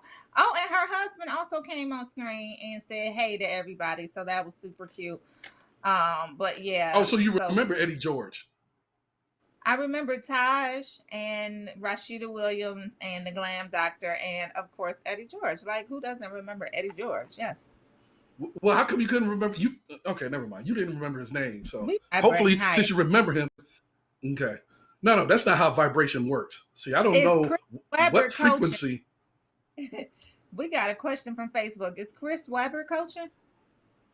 No, he is not. He is a popular commentator, sports analyst for ESPN, TNT. But no, that's Juwan Howard. That's the other member of the Michigan Fab Five who is coaching Michigan, and that Fab Five represents the only time that I ever rooted for that school up north was the Michigan Fab Five, because they transcended the sport. But anyway, no, it's not Chris Webber. It is Juwan Howard who was coaching. Chris Webber is a popular sports commentator, and I don't know if he's ever going to go into coaching. So, no. But shout out to Juwan Howard, because he had a successful run this year. He should have been named college coach of the year. I know he was the college coach of the year in the Big Ten, and Juwan Howard led his team deep into the NCAA tournament, otherwise known as March Madness. So shout out to both of them, actually, for changing the culture back in the early 1990s. Those brothers came with it. They came with it. Right out of Detroit. Yeah. Right out of Detroit. We almost up on positive thoughts of the day. I wanted to go back to Ebony's comment. She said, thank you for the article. It was amazing. She said her kids were in tears. Tell us about the article. Are you kidding? Seriously? Why would I lie? Tell us about the article and why it was so hard to put together. You said it was a challenge in putting it together. Why? What did the article talk about, and why was it such a challenge? It was a challenge because you want, when someone is doing something that's worthy in the community, I guess you put more pressure. I put more pressure on myself to try to get it right and not to misinterpret or portray it in a way that is not, and some of the things that they're undertaking, like it's a multifaceted, multi-layered program that is talking about internships and scholarships, classes, and it's in 10-month increments, if I'm saying it correctly, where Abdullah Ministries, and forgive me if I mispronounced it, Ministries, has started a program with Ebony's help, Ebony Austin, who's the owner of Nouveau Bar and Grill, and they're giving away scholarships to these 19 kids, and they're doing it on their own, out of their own pockets, and the city of College Park has gone in to help them. So many of the officials are helping them, and so basically they're helping them, doing something I wish that had been done for me when I was their age, when they're in high school and they're looking for direction and they're trying to find out what they want to do with the rest of their lives. They're helping the kids do this now. That is so important, to establish what you want to do before you leave high school, because by the time you leave high school, sometimes it's too late for these kids.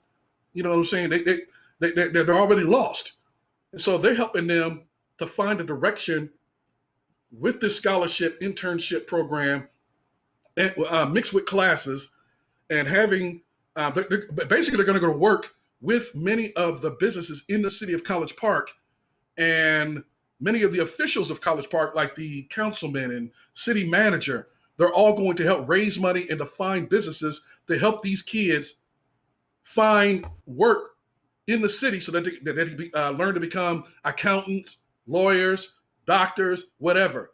I think it's a wonderful program. And that's why it was so hard to write, because I wanted to get it right. And I couldn't, it just took a long time to get together. That story took like maybe 2.5 days for me to write. It was frustrating. But like I said, sometimes the harder it is, the more rewarding it is in the end. And it was worth it. So, yeah. I didn't know that she liked it, because Ebony never said nothing to me. She never told me nothing. She ain't tell me nothing. Ebony, he coming for you. Ebony, I'm not coming for her. No, stop lying. I am not coming for her. I said I did not know that she even liked it. Portia, you will not mischaracterize what I just said, okay? Hold on. Pump the brakes. Fall back for a minute. Ebony, I'm glad you liked it. I did not know you didn't. Ain't tell me nothing. I ain't know. Anyway, y'all, we closing the show. Yeah, I ain't got time for this. I ain't got time. Thank you, Ebony. I'm glad you liked it. I didn't know you did. I didn't know you loved it. Thank you. And anyway, we need to get some positive thoughts, because I need to pull Portia up to my high frequency. She's not vibrating on the same level as me. So take it away, Portia. Get up here. Come up here to me. Way down here. Vibrate higher. And basically, that is my positive thought of the day, y'all. Everybody should focus on vibrating higher. Focus on feeling good. Focus on positive thoughts. Focus on making sure that what you're thinking about is elevating your thoughts, not worrying, not drawing your attention to something that you don't want to happen. Let's think about the things that we do want to happen. And so in that same vein, I just want to say, life is like a camera. And so I did see this on Facebook, and I thought it was so apropos. And Terry, apropos is not your word, so do not say nothing about it. Nonetheless, I thought it was very apropos for the show and for positive thoughts in terms of vibrating higher. And it simply says, life is like a camera. Focus on what's important. Capture the good times. Develop from the negatives. And if things don't work out, take another shot. We vibrating higher all week, all month, all year. Let's do this. I'm passing the ball over to First King James. And I know he's going to close it out on a high note, because we're vibrating higher. Okay, so you want to stop now? You want to stop talking? I threw you an alley-oop. You want to stop talking now? Vibrate you high. Want to stop talking and let me? High. Okay, I got the stage now. I got the mic. Okay. Vibrate Now, high. I just think that I just wanted to say that there was something that I saw while I was working yesterday, and I was also watching TV. And I do this every Sunday. I watch a number of different spiritual programs. And one of the things that Joel Osteen said that reminded me that something that Russell Simmons said. And that reminded me that something that Malcolm X said: you cannot receive unless you first learn to give. We all have these dreams and things that we want, but we're not planting seeds into others to help them. So you need to want to be blessed to be a blessing to others. And so whatever you want in life, why don't you do that for others? So if you want people to help you, first help someone else. You want somebody to provide you with something, first pay for somebody's groceries if there's not that much, if they're not expensive. Pay for somebody's meal, or help, mentor somebody. Go to a class and help work with the children.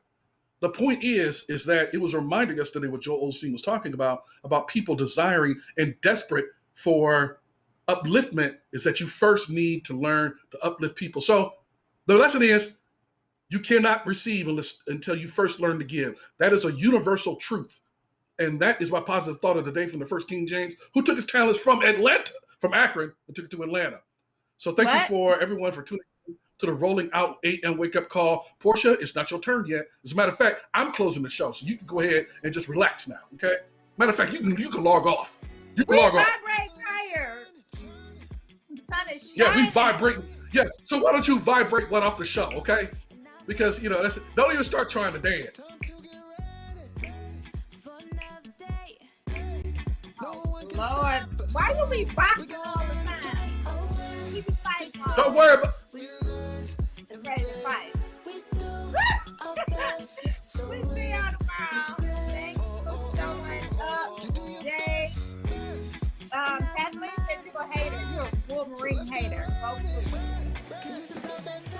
Oh, well, Kathleen Kathleen, you and the Wolverines need to learn how to win. And you ain't got nothing on my Buckeyes. So yes, I'm a hater of that school up north. Y'all need to learn how to beat the Buckeyes. Vibrating higher, Terry. Remember, we're vibrating higher all week, all month, all year, for the rest of our lives. We're vibrating. What are you doing? Are you having convulsions over there? Are you okay? Somebody call me. Somebody call me. Don't do that, Portia. Don't do that. Don't do that. Don't do that. Yeah, I'm fine. I'm good. I'm good. You need to worry about yourself. Ebony will be back Monday. See y'all next week. All right, Ebony, we'll see you back next Monday. Thank you for tuning in. Shout out to you and that wonderful restaurant. We vibrating higher. Vibrate higher.